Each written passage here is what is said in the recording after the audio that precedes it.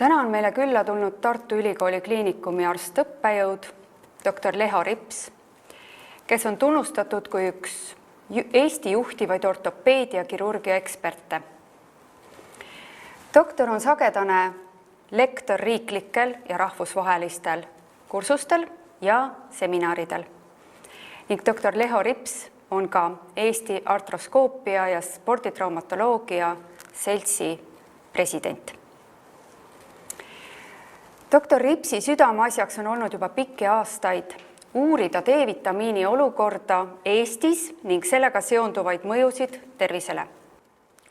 Hetkel on tal kirjutamisel doktoritöö, mille teemaks on D-vitamiini mõjud Eesti kaitseväe ajateenijate kehalisele võimekusele ja tervislikule seisundile.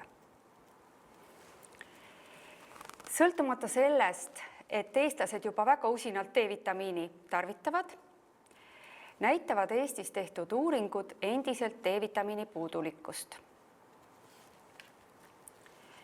D-vitamiin on oma olemuselt hormoon, millel on inimkehas palju tähtsaid ülesandeid. Puuduse korral lülitatakse välja alguses vähem olulised ja hiljem juba olulised funktsioonid. Tuntud on tähtis roll luuainevahetuses, samas vähem teatakse seost immuunsüsteemi ja lihastöö ning depressiooniga. Tõsise ja pikaajalise vaeguse korral on oht varasemale osteoporoosi tekkele, samuti on kõrgenenud risk viirusinfektsioonidele, nagu näiteks gripilaadsed infektsioonid, ka COVID-19. Selleks, et saavutada selgust nii tähtsa teema puhul, tulimegi doktor Ripsilt küsima, miks on eestlastel D-vitamiini osas jätkuvalt puudus, miks see tervisele ohtlik on ning milline on parim viis vältimaks D-vitamiini puuduse teket Eesti oludes.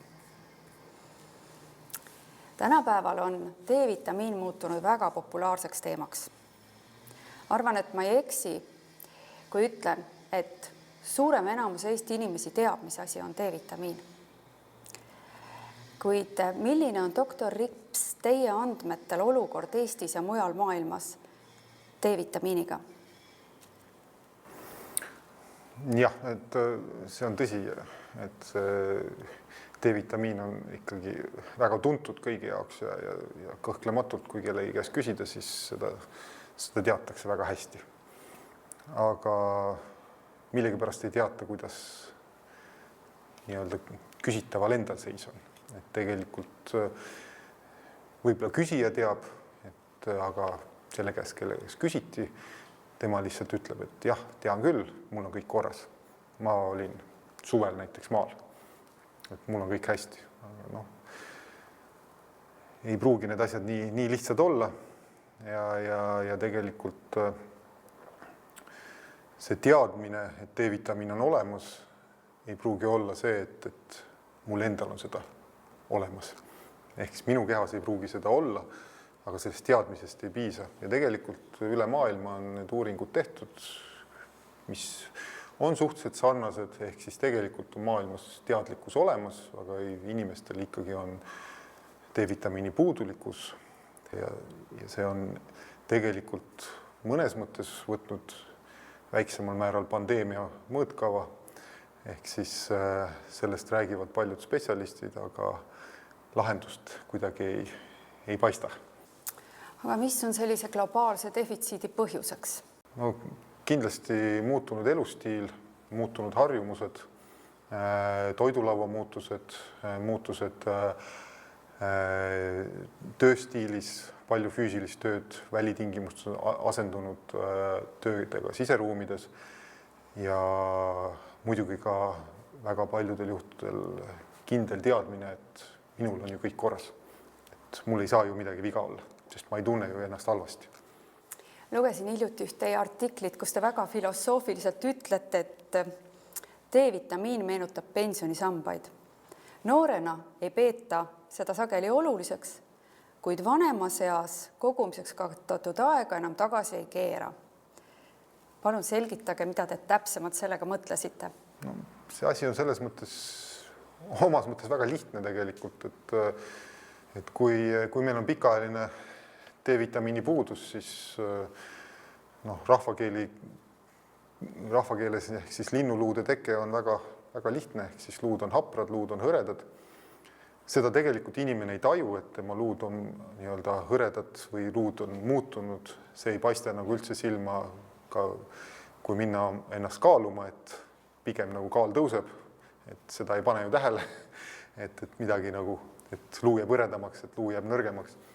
Et seda tegelikult ei ole nii lihtne mõõta ja see protsess on ikkagi selline pikaaegne, küsimus ei ole kuudes, küsimus ei ole isegi mõnes aastas, küsimus on aastakümnetes, ehk siis seda aastakümnete jooksul nii-öelda kogu aeg puuduses, defitsiidis olnud keha nii-öelda äkki korda saada ei ole tegelikult enam võimalik.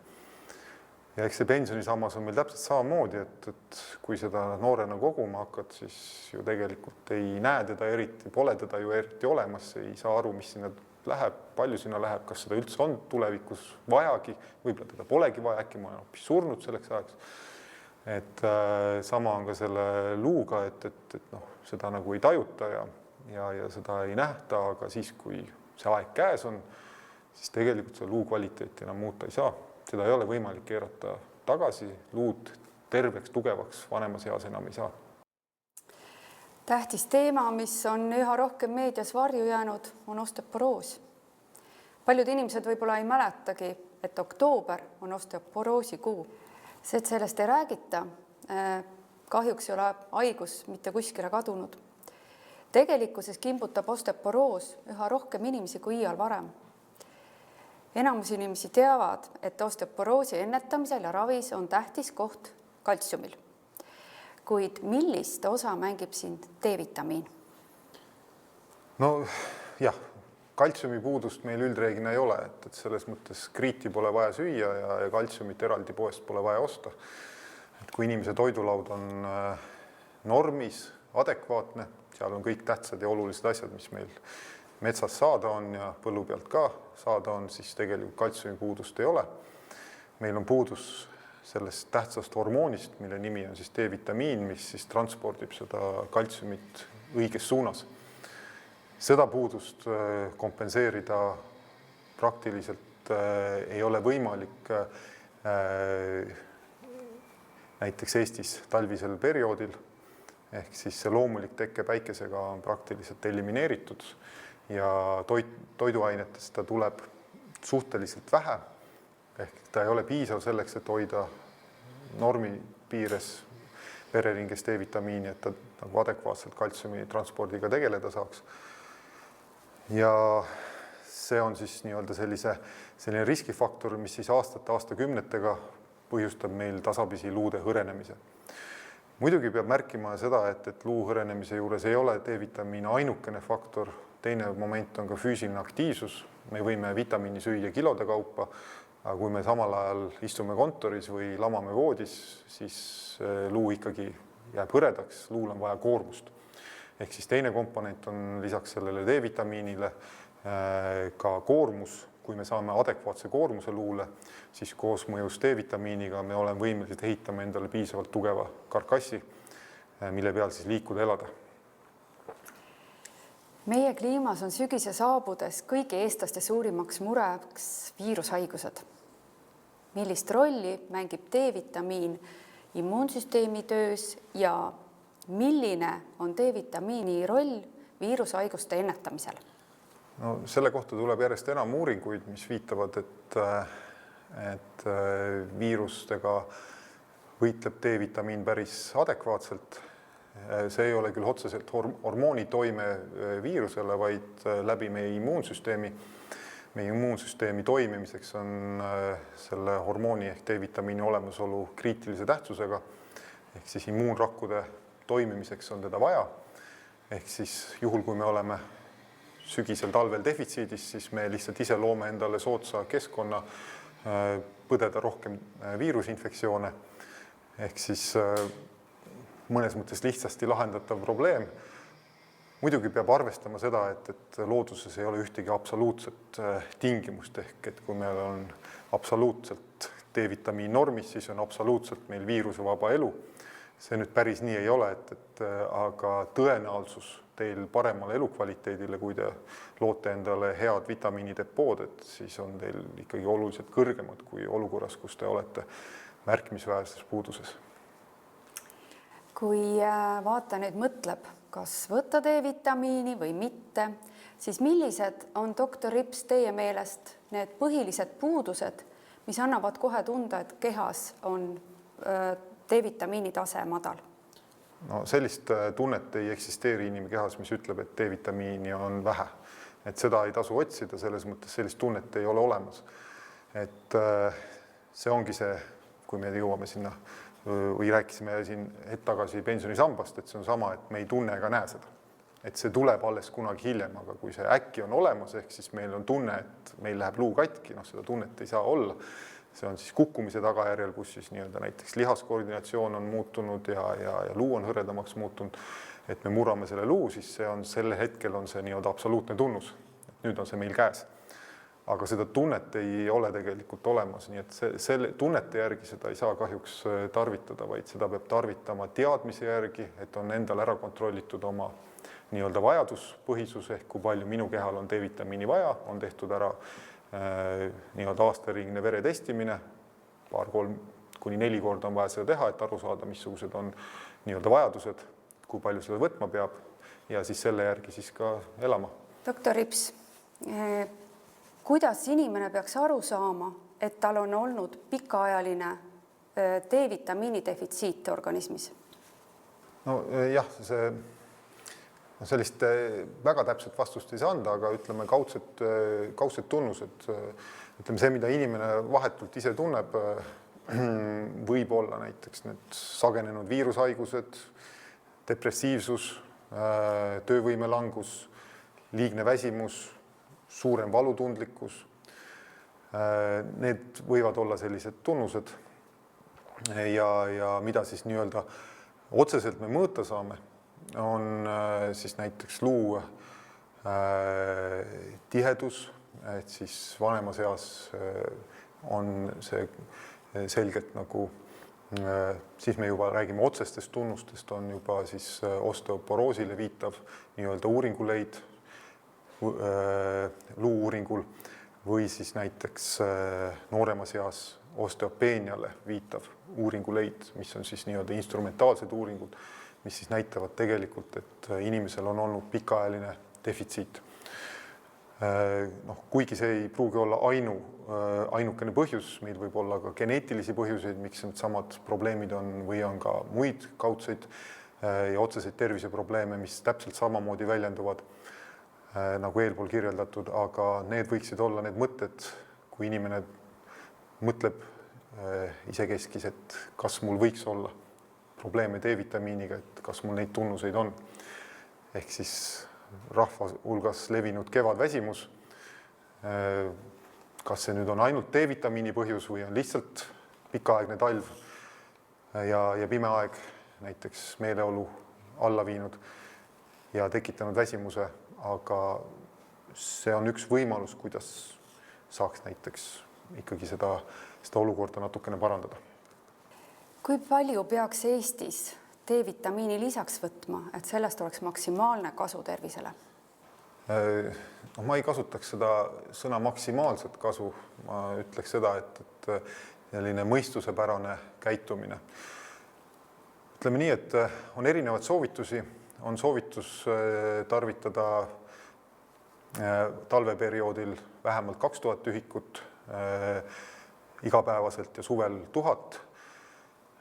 Meie uuringud on näidanud seda, et näiteks 1200 ühikut on ebapiisav. Uuringud käivad hetkel Eestis uurimaks, kas 4000 ühikut on Eestis piisav. Et seda vastust ma teile hetkel öelda ei saa, kas see on piisav või mitte. Kõhutunde järgi ma ütlen, et see tõenäoliselt on piisav annus tarvitamaks. Tõenäoliselt, kui te suvel olete hästi füüsiliselt aktiivne, siis suvekuudel ei ole võib-olla vajadus, kui te ikkagi naha pruuniks lasete, siis te loote oma loodusliku depoo. Aga te peate kindlasti individuaalselt selle ära määrama, et palju nii-öelda teie keha vajadus on. Ehk mõned inimesed vajavad seda rohkem, on olemas siis vitamiinresistentsed inimesed, kellel siis see vajadus on oluliselt kõrgem ja on osad inimesed siis väike hulk, umbes 10%, kellel tegelikult pole üldse vaja, kes saavad oma loomuliku depooga hakkama. Doktor, milline on see maksimaalne ohutu annus, mida inimene võiks võtta, kui ta ei tea täpselt oma D-vitamiini taset? See on mõnes mõttes raske küsimus, sest hea oleks ikkagi teada, missugune see tase on. Aga seniste teadmiste järgi, uuringute järgi võiks öelda selliselt, et kui on tegemist suvise perioodiga, siis tõenäoliselt ei juhtu midagi halba, kui inimene võtab 1000, võimalik, et kuni 2000 ühikut D-vitamiini päevas juurde, et sellega tõenäoliselt ta ei jõua toksiliste ega ka nii-öelda kõrvaltoimeid tekitavate seisundite, nii et see on vähetõenäoline. Talveperiood on natukene julgem, ehk siis sealt kuskilt septembrist, oktoobrist võib, ehk siis me räägime hetkel täiskasvanutest ja ka eakatest inimestest, mitte lastest nendes annustes, et pidage seda siis meeles. Lastel on hoopis teistsugused annused, aga täiskasvanul siis talveperioodil võib suhteliselt julgelt tarvitada kuni 4000 ühikut, et nende annuste juures ei ole leitud, et need võiksid tekitada kõrvaltoimeid. Doktor Rips, millised oleksid teie arvates 3 kõige tähtsamat soovitust, mida iga inimene peaks järgima, et vältida D-vitamiini puudust ja sellest tekkivaid probleeme oma tervisele? Põhimõtteliselt esimene asi on vaja selgeks teha, ehk siis see, kuhu gruppi inimene kuulub, et kui suur on tema vajadus, ehk aru saada, kui hea või halb on tema nii-öelda loomulik D-vitamiini seisund, ehk tuleb ära määrata nii-öelda oma D-vitamiin. Ehk siis, kui me räägime praegu sügisest ja oletame, et ei ole võetud seda, praegu on oktoober, tuleks käia mõõtmas oma D-vitamiini ja tuleb aru saada, kas see on normiväärtuses või ei ole. Normiks siis loetakse tänapäeval 75 nanomooli liitris. Ehk kui on alla selle, siis tuleks hakata võtma, kui on tegemist täiskasvanud inimesega, siis on teine soovitus alustada D-vitamiini võtmist, kui on see alla 75 nanomooli liitris. Ja kolmas soovitus, kevadel tuleks see uuesti üle mõõta, kas võetud annus on olnud piisav, ehk vaadata, kas see on toiminud. Täname teid, doktor, nende huvitavate mõtete ja kasulike nõuannete eest. Aitäh! Aitäh teile ka!